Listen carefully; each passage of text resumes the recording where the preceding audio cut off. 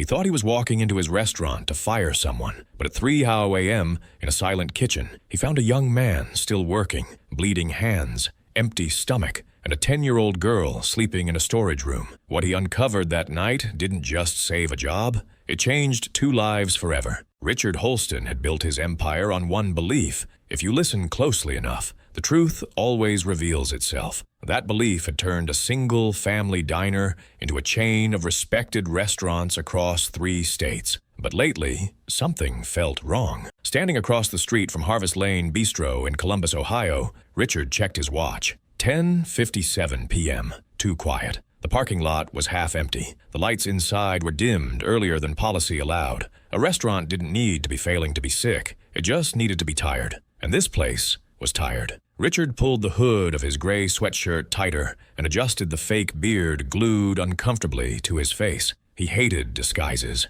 hated pretending. But tonight wasn't about comfort. Tonight was about truth. He stepped inside. The warmth hit him first. Not welcoming warmth, but the leftover heat of exhaustion. The smell of roasted garlic and lemon butter lingered in the air like a memory that refused to leave. Chairs were flipped onto tables. The bar lights were off. Only one bulb near the kitchen still glowed. Someone had stayed behind. Richard's jaw tightened. That was the first red flag. Restaurants bleed money in silence, through unpaid overtime, burnout, shortcuts, and employees who feel invisible. And invisible employees eventually disappear. He walked toward the kitchen. The stainless steel counters were wiped, but not clean. A prep list hung on a clipboard. Every box checked. Too perfect. Richard had learned something over the years. When everything looks perfect on paper, something ugly is being hidden underneath. Then he heard it. Tap, tap, tap. Slow, controlled, rhythmic. A knife. Richard froze. No one was scheduled past 10:30. He checked his phone again.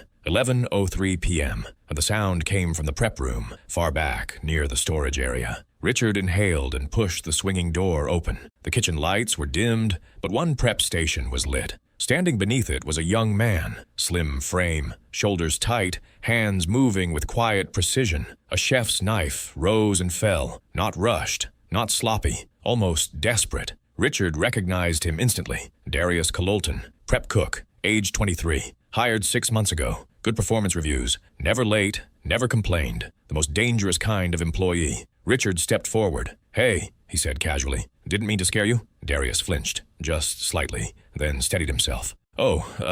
Yeah, sorry. Just finishing some prep." Richard studied him. The exhaustion wasn't surface level. It lived deep. In the eyes, in the posture, in the way his shoulders carried weight they shouldn't have known yet. "That's pretty late prep," Richard said gently. "Most people would have clocked out an hour ago." Darius nodded without stopping his knife. Didn't want to leave it for the morning crew. That answer didn't sit right. Richard leaned against the counter, playing the part of the clueless new hire. "Name's Mark," he said. "Training on night shifts." Darius finally glanced at him. Tired eyes, worn shoes, frayed apron tied twice because the strings were stretched thin. "Darius," he replied. "Nice to meet you." The knife kept moving. Richard watched silently, feeling something unfamiliar creep into his chest. This wasn't dedication. This was survival behavior, and he hadn't even scratched the surface yet. The kitchen felt different once Richard stopped pretending to just look around. He stood there under the dull fluorescent lights, pretending to be a clueless trainee. But inside his mind, gears were already turning. He'd walked into hundreds of kitchens in his life,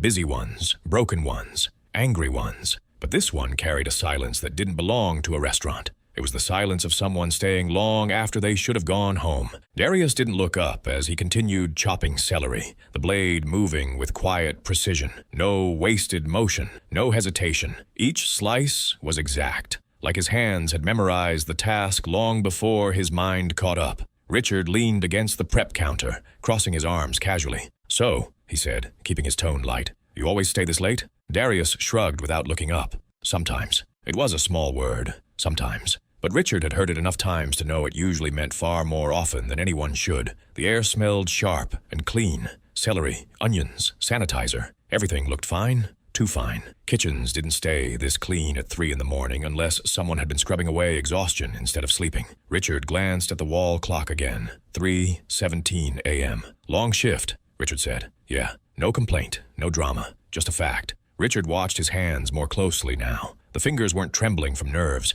They were shaking from fatigue, from being pushed too far for too long. "How long you been on tonight?" Richard asked. Darius paused just long enough to count silently. Since 5 in the afternoon? Yeah. Richard let out a low whistle. That's, what, 10 hours? 12, Darius corrected quietly. I came in early. That stopped Richard. 12 hours. Still working. Alone. And nobody told you to head out? Richard asked. Darius's shoulders tightened for just a second. I don't really get told much, he said. That answer landed heavier than it should have. Richard stepped closer, lowering his voice slightly. You know you don't get paid extra for staying after close, right? Darius nodded. Yeah. Then why? I don't like leaving things undone. Richard studied him. That wasn't ambition talking. That wasn't company loyalty. That was fear. Fear of falling behind. Fear of being replaceable. Fear of not being enough. Richard had seen it before. In single parents, immigrants, kids who grew up too fast. People who learned early that if they didn't overperform, the ground disappeared beneath them. You live far? Richard asked. 15 minutes. Bus? Most nights. Most? Sometimes I walk. At 3 in the morning. Richard swallowed. You always work nights? Darius nodded. It's quieter. Quieter. Not easier. Just quieter. Richard knew that choice. People picked silence when noise hurt too much. He leaned back against the counter, pretending to stretch while his eyes scanned the room. A small plastic container sat near the sink, fruit cut into neat, careful pieces. Apples, grapes, bananas. That wasn't restaurant prep. That was home prep. Who's that for? Richard asked casually. Darius froze, just for a breath, just long enough to tell the truth before he tried to hide it again. Nothing, he said, then added, just leftovers. Richard didn't push, not yet. Instead, he reached for a bell pepper and a knife. Mind if I help? Darius blinked, surprised. You sure? Yeah, can't let you show me up. Darius almost smiled. Almost. Richard started chopping. Slow, uneven, embarrassingly clumsy compared to Darius's rhythm. Careful, Darius said softly. You'll lose a finger like that. Wouldn't be my first bad decision,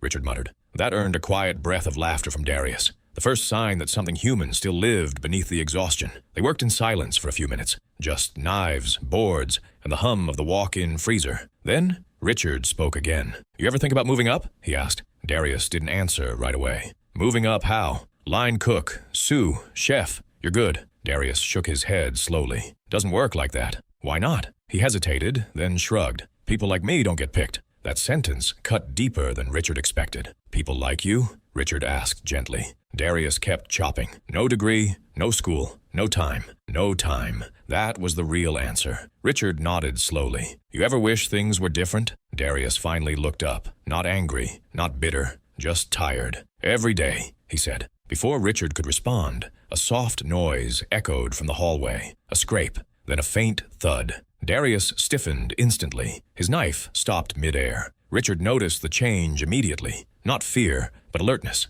like someone who'd learned to stay ready. You hear that? Richard asked. Yeah, Darius said quickly. Just something fell. But his eyes were already darting toward the hallway. Another sound followed, quieter this time. A small voice. Darius? Richard's heart dropped. Darius closed his eyes for half a second, then set the knife down. I'll be right back, he said, already moving. Richard followed at a distance, pulse pounding. They reached the storage room door. It opened slowly. A small black girl stood there, wrapped in an oversized hoodie, curls messy from sleep. She rubbed her eyes with both fists. I had a bad dream, she whispered. Darius dropped to his knees instantly. It's okay, he said softly, pulling her into his arms. I'm right here. Richard stood frozen, a child, in his restaurant, at 3 in the morning. Darius glanced over his shoulder, panic flickering in his eyes. She's my sister, he said quickly. Lonnie, she's 10. Richard nodded slowly, heart heavy. It's nice to meet you, Lonnie, he said gently. She looked at him for a moment, then nodded shyly. I'm cold, she whispered.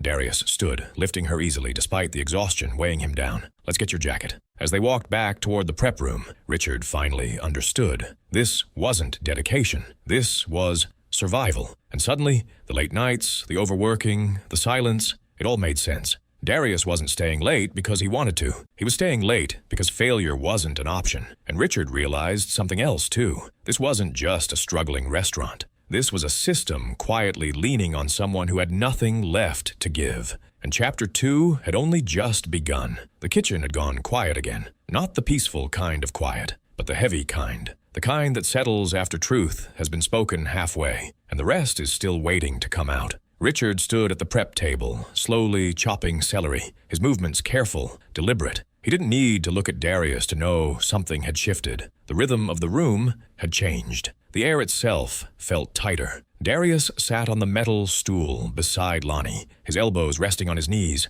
his head lowered slightly. One hand rubbed slow circles on his sister's back as she leaned against him, half awake, half listening. For the first time that night, Darius wasn't working. He was just existing. And that was harder for him than chopping vegetables until his hands shook. Richard broke the silence gently. "You said earlier," he began, keeping his voice low, "that you're always one bad week away from everything falling apart." Darius didn't respond right away. Lonnie shifted slightly, tugging on the sleeve of his apron. He adjusted it automatically, muscle memory taking over, before realizing she was already comfortable. Only then did he speak. "That wasn't an exaggeration," Darius said quietly. Richard kept chopping, not looking at him, giving him space to talk without feeling watched. "If I miss a shift," Darius continued, "rent gets late. If rent gets late, the landlord starts asking questions. If he starts asking questions, people start looking too closely." Richard nodded slowly. "And when people look too closely," Darius said, his voice tightening, "they don't see effort.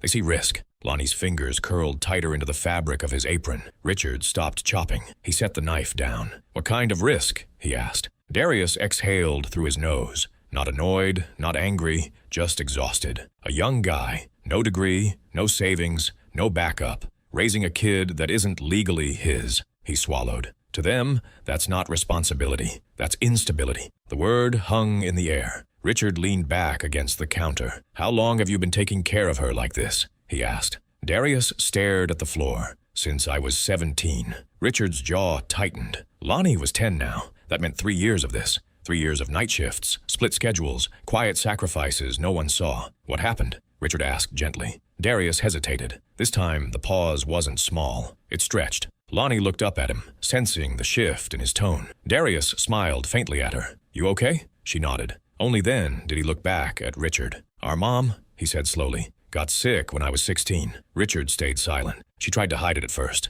Kept going to work. Kept saying it was just stress. But I knew. She started forgetting things. Bills, appointments. Sometimes she'd call me by my uncle's name." He laughed quietly, not amused, but remembering. "I started cooking more, cleaning, making sure Lonnie got to school. Teachers thought I was being lazy when I fell asleep in class. They didn't know I was up all night watching her breathe, making sure she didn't stop." Richard felt something tighten in his chest. "What kind of sick?" he asked. "The kind that takes pieces of you before it takes you," Darius replied. Lonnie shifted again. Darius adjusted his arm around her. "She couldn't work anymore," he continued. "So I picked up shifts, grocery store, dishwasher, night janitor, whatever paid cash or didn't ask questions." Richard nodded slowly. "And when she passed?" he asked. Darius's voice dropped. Everything got quiet. He paused. Too quiet. Lonnie squeezed his arm. Darius smiled again, smaller this time. "I was 17. No savings, no degree, just a kid with a scared little sister and a landlord who wanted rent." Richard swallowed. "They came," Darius said. "Who came?" Richard asked, already knowing the answer. "People from the county." Darius's jaw tightened. "They asked questions, inspected the apartment, wanted paperwork I didn't have." Lonnie looked up at him. "They said they were just checking," Darius continued. "But I saw the way they looked at her, like she was already halfway gone." Richard clenched his fists behind his back. "What did you do?" he asked. "I lied," Darius said simply. The word came out flat, not ashamed, not proud, just factual. "I said our uncle was moving in, said I had a better job lined up, said whatever I needed to say to keep them from coming back." "And did they?" Richard asked. Darius shook his head. "Not after that. I made sure they didn't." "How?" Richard asked quietly. "I stayed invisible," Darius replied. He looked up at Richard then. "No complaints, no attention, no mistakes." Lonnie leaned her head against his side. "That's why I work nights," Darius said. "That's why I don't call out. That's why I don't tell anyone anything." Richard exhaled slowly. "Because if someone looks too close," he said, "they take her," Darius finished. Silence filled the room again. Not empty, heavy. Lonnie's voice broke it. "Darius?" she whispered. "Yeah?" he said softly. "Are we in trouble?" Richard's heart cracked. Darius shook his head immediately. No, baby. We're okay." He looked at Richard then, not with fear, but with something close to desperation. "You see why I can't mess this up?" he asked. Richard nodded. "I do," he said. Darius rubbed his face with both hands. "I don't need sympathy," he muttered. "I just need to keep going." Richard stepped closer. "You shouldn't have to keep going like this," he said. Darius gave a tired half smile. "Life doesn't really care what you should have to do." Richard looked at Lonnie, then back at Darius. "No," he said quietly, "but people can." Darius didn't respond, not because he disagreed, but because he didn't know how to believe that yet. The kitchen lights hummed softly overhead. Somewhere outside, a car passed. Time kept moving, unaware of the moment unfolding in a quiet prep room at nearly 3 in the morning. Richard picked the knife back up. "Let's finish this prep," he said gently. "Then we'll figure out next steps." Darius nodded slowly. Lonnie closed her eyes again, and as the knife resumed its rhythm against the cutting board, something unspoken settled into the room. This wasn't just a story about work anymore. This was a story about survival, about love that never clocked out, and about a young man who had been carrying an impossible weight alone. By the time the clock above the prep station clicked past 3:27 a.m., the kitchen felt less like a workplace and more like a shelter built from steel and silence. The hum of the walk-in freezer was constant, almost comforting. The vents rattled softly overhead, and somewhere deep in the building, a pipe knocked in uneven intervals, like a heartbeat that refused to rest. Darius stood at the prep table, knife in hand, but his movements had slowed. Not because he was lazy, not because he didn't care, but because his body was running on fumes his willpower could no longer replace. Richard noticed it immediately. The cuts weren't as clean anymore. The rhythm was off. The confidence had drained from Darius's posture, replaced by something heavier, something closer to surrender. Richard set his own knife down. "Hey," he said quietly, "you've been standing non-stop for hours." Darius didn't look up. "I'm good." The words were automatic, trained, rehearsed over years of saying them when they weren't true. Richard folded his arms and leaned against the counter. "That's not what I asked." That made Darius pause, just for a second. But in a room this quiet, even seconds spoke volumes. Darius finally exhaled through his nose. "If I stop, I won't start again." Richard studied him. "That sounds like someone who's been doing this too long." Darius gave a faint, humorless smirk. "That's life. No drama, no self-pity, just a statement of fact." Richard glanced toward the hallway, the direction Lonnie had disappeared earlier. "You always keep going like this?" Darius nodded once. "Every night I can. And the nights you can't?" Darius swallowed. "Those are worse." The silence that followed wasn't empty. It was full of everything Darius wasn't saying. Richard let it sit. This wasn't an interrogation. This was a man giving another man space to tell the truth, if he was ready. After a moment, Darius spoke again, his voice quieter now. "She doesn't sleep well." Richard didn't ask who. He already knew. "She wakes up thinking she's alone," Darius continued. "Sometimes she screams. Sometimes she just freezes." His hands tightened around the knife handle. "I can't let her wake up to an empty apartment." Richard nodded slowly. "So you work nights?" "And mornings," Darius said. "I walk her to school." "You sleep?" Darius shrugged. "Sometimes." Richard glanced at the wall clock again. 3:31 a.m. "How old were you when you started doing all this?" Darius didn't answer right away. Then, almost reluctantly, he said, 17. Richard felt that number land like a punch. 17. Barely old enough to vote, barely old enough to be trusted with anything, yet somehow trusted by fate with another human life. "You had help?" Richard asked. Darius laughed softly. "At first. Then nothing more." Richard waited. "My mom got sick when I was 16, Darius continued. "Not the kind that gets better. The kind where doctors stop using words like when and start using words like if." He stared at the cutting board, eyes unfocused. "She tried to hide it, kept working longer than she should have, said we needed the money." His voice cracked just slightly. "I knew something was wrong when she couldn't stand long enough to cook." Richard felt his chest tighten. "What happened to your dad?" he asked gently. Darius shook his head. "Never knew him, of course. It always seemed to be the ones with the least support who were asked to carry the most weight. When she got worse," Darius continued, "I quit school for a bit. Told them I was taking a semester off." He snorted quietly. That semester never ended. "What about family?" Richard asked. Darius didn't answer immediately. Then, quietly, they came to the funeral. And just like that, Richard understood. They showed up for the ending, not the struggle. "They told me they'd help," Darius said. "Said we'd figure something out." His jaw tightened. "But when rent was due, when Lonnie needed clothes, when the school called," his voice dropped. "It was just me." Richard nodded slowly. That kind of abandonment didn't come with shouting or slammed doors. It came with silence, missed calls, promises that faded quietly into nothing. "So you stepped in," Richard said. "I didn't step in," Darius corrected. "I stayed." That distinction mattered. One was heroic. The other was survival. Richard leaned forward slightly. "Did anyone ever tell you it was too much?" "All the time," Darius said. "Teachers, social workers, counselors." He swallowed hard. "They said I deserved a childhood." Richard raised an eyebrow. And childhoods don't pay rent." The words were sharp, but not bitter. Just true. A soft sound came from the hallway. Darius's head snapped up instantly. Richard saw it now. The reflex. The way Darius's entire body stayed alert, even while exhausted. Not fear, responsibility. Lonnie appeared in the doorway again, rubbing her eyes. "Did I do something wrong?" she whispered. Darius was at her side in 2 steps. No, he said gently, crouching. "You're okay." She leaned into him, small hands gripping his hoodie. "I had the dream again." Richard watched as Darius closed his eyes, just for a moment. "The one with Mom?" Lonnie nodded. Darius pulled her closer. "I'm here, always." That was the promise his entire life revolved around. Richard cleared his throat softly. "Hey, Lonnie." She looked up at him cautiously. "You want something warm?" he asked. "Hot chocolate?" Her eyes lit up, just a little. Darius hesitated. "We shouldn't." "It's fine,"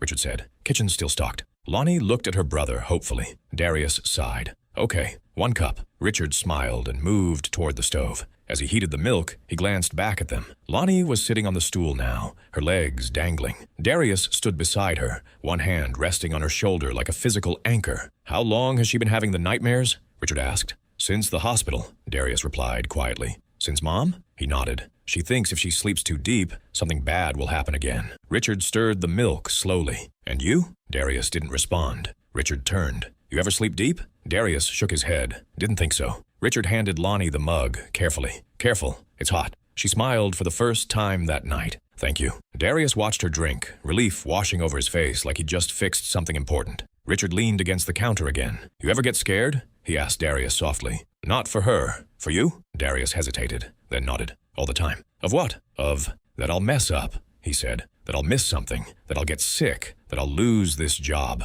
His voice dropped. "That I'll fail her." Richard felt that land deep. "You're not failing," he said firmly. Darius looked at him, eyes tired but searching. "You don't know that." Richard met his gaze. "I know dedication when I see it." Lonnie looked between them. "Is he your boss?" Darius froze. Richard smiled gently. "Not exactly." She nodded like that made sense and took another sip. The clock ticked on. 3:42 a.m. Outside, the world slept. Inside that kitchen, a young man carried a lifetime of responsibility on his back and never once asked for credit. Richard knew then. This wasn't just a staffing issue. This wasn't a performance problem. This was a system quietly crushing the people who held it together. And Darius was standing right at the center of it, unseen, unprotected, but unbroken. Yet, the next morning, sunlight filtered weakly through the blinds of the small apartment Darius and Lonnie called home. It wasn't much, just 2 bedrooms, a kitchenette, and a cramped living space. But for them, it was the only place they could call safe.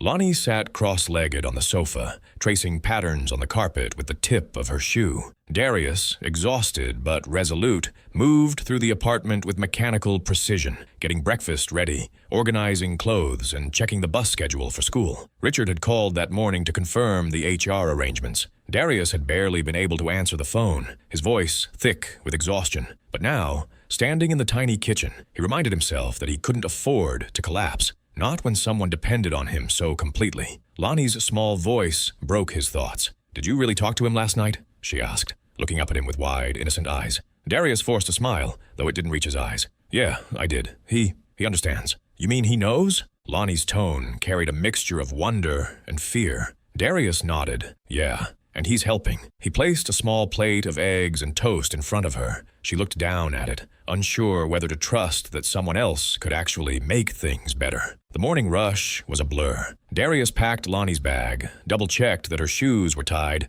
and walked her to the bus stop, the weight of the previous night still heavy in his muscles. The city hummed with life around them, cars honking, distant sirens, people hustling to their jobs. But all of it felt distant to Darius, as if the world continued without noticing the battles he fought in silence. When he returned to the apartment, he leaned against the counter, taking a deep breath. This wasn't just about working late nights or juggling shifts anymore. The stakes were higher. He had responsibilities no one his age should have to carry. And yet, somehow, he had kept it all together until Richard had walked in and seen it with his own eyes. Richard's call echoed in his memory. "Darius, you're not alone anymore. Not on my watch." The words were simple, but they carried a weight that Darius wasn't used to. No one had ever said that to him. Not teachers, not bosses, not friends. He was supposed to survive on his own. And now, for the first time, someone had offered more than just advice. They had offered action. At the restaurant, Richard walked through the kitchen quietly, observing the night shift as if he were seeing a completely new world. The lights reflected off the stainless steel surfaces, the air still heavy with the aroma of roasted vegetables and herbs. Employees moved methodically, unaware of the changes coming to their workplace. But Richard saw everything. He saw the patterns, the dedication, the silent sacrifices each person made. And then his gaze fell on Darius. The young man moved with quiet precision, chopping vegetables for the lunch prep. His movements were fluid, almost meditative, but there was tension in his shoulders, a subtle fatigue in his eyes that told Richard everything he needed to know. This wasn't someone just working a job. This was someone carrying the weight of a household, the kind of responsibility that could crush even the strongest of spirits. Richard approached slowly, careful not to startle him. "Morning, Darius," he said softly. Darius looked up, startled. "Mr. Mark?" His voice was cautious, still carrying the residual fear from last night. Richard pulled off the pretense. "Darius," he said firmly. "It's me. I just wanted to check in." Darius froze, a knife hovering over a bell pepper. I don't want trouble," he whispered. Richard smiled gently. "No trouble, just making sure you're okay." And in that small moment, Darius realized something profound. He didn't have to face this alone anymore. There was someone who saw him, not just his work ethic, but his struggles, his sacrifices, his humanity. Later that week, HR arranged a private meeting. Darius walked in with a hesitant step, Lonnie safely at school, his mind a whirlwind of anticipation and anxiety. Richard was already seated, his calm demeanor radiating authority and reassurance. "Darius," Richard began, "I know things have been overwhelming, but we're here to change that. Not just with words, but with real help. Training programs, certification, childcare, everything you need to keep your world from collapsing on you." Darius stared, speechless. No one had ever offered him a hand like this. He had learned to carry everything alone, to survive through sheer willpower. But this was different. "Do you really mean it?" he asked quietly. Richard nodded. "I do, and it starts now." The conversation stretched on for hours. Each step of the plan was detailed, each promise reinforced with practical steps. Darius felt a weight lift from his shoulders, a weight he hadn't realized had been crushing him for years. He could finally breathe, even just a little. That night, as he returned home, Darius paused outside the apartment. The quiet of the city was almost a relief. Lonnie's laughter echoed faintly from inside, and he realized something he hadn't before. He could start to hope. Not tomorrow, not someday, but now. Change was possible, and for the first time in a long time, he allowed himself to imagine a life where he didn't have to fight every battle alone. Weeks passed, and Darius's life began to transform, not magically, but step by step. With Richard's support, he enrolled in professional development programs, learning managerial skills he had never imagined acquiring. Early mornings were no longer just about survival. They became a ritual of growth. At first, the pressure was immense. Balancing work, training, and caring for Lonnie stretched him to his limits. One evening, exhausted and sitting on the worn-out sofa, Darius whispered to himself, "I can't do this. Can I?" Lonnie, sensing his despair, quietly came to his side and held his hand. "You can," she said softly, "because you already do every day." Her words pierced the fog of fatigue, and Darius realized that his journey was bigger than him. It was about the people who depended on him. Every skill he learned, every hour he invested, was a promise to Lonnie that their lives could be better. At work, his diligence caught the attention of colleagues and higher management. His ideas were sharp, thoughtful, and practical, and even those who doubted him before now sought his input. Slowly, respect replaced skepticism, but the real change was internal. Darius began believing in his own potential. He still faced obstacles. The weight of responsibility never fully disappeared. Bills piled up, school meetings required his attention, and nights were often sleepless. But the difference now was clarity and support. He wasn't alone. One day, during a late shift, Richard pulled him aside. "Darius," he said, "you've been carrying so much on your own for so long. It's time the world sees your true worth." Darius looked down, unsure if he deserved such words. But Richard continued, "I'm promoting you, not because I have to, but because you've earned it." The announcement sent a ripple through the company. The boy who once worked silently behind the kitchen doors was now recognized as a leader, a rising star. And yet, he remained humble, never forgetting the nights of struggle that had brought him here. Promotion didn't make life perfect, but it opened doors. Darius now had resources to secure better housing, provide for Lonnie's education, and even save for emergencies. More importantly, he began mentoring other employees who were struggling, passing on the lessons he had learned the hard way. He started a small program for young employees, teaching them not only technical skills, but also life lessons, discipline, resilience, and the courage to speak up. Darius realized that success wasn't just personal. It was about creating opportunities for others. One evening, as he closed the office, Darius looked around at the bustling team he had helped cultivate. He saw potential in their eyes, just as Richard had seen it in his. He realized that his journey, from exhaustion and struggle to recognition and leadership, was a roadmap for others. The city that once seemed indifferent now felt alive with possibility. Darius walked home that night, thinking not about what he had, but what he could give. Lonnie ran to him, her laughter filling the street. For the first time, he felt that his sacrifices had created not only survival, but joy, hope, and opportunity. Years later, Darius stood in front of a crowd at a company event, now the regional manager overseeing multiple branches. Lonnie, confident and articulate, watched proudly from the front row. The audience applauded as he shared his journey, not the glamorous success,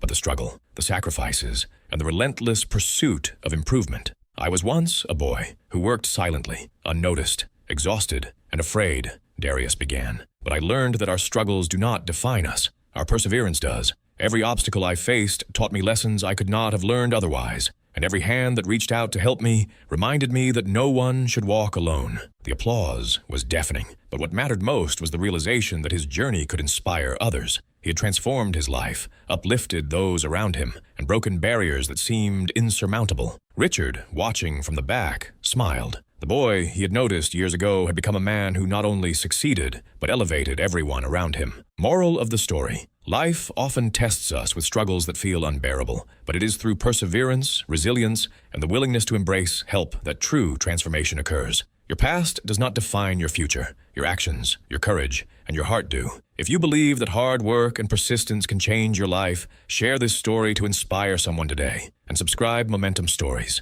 Remember, your journey matters, your struggles are valid, and your success can empower others. Never stop believing in yourself.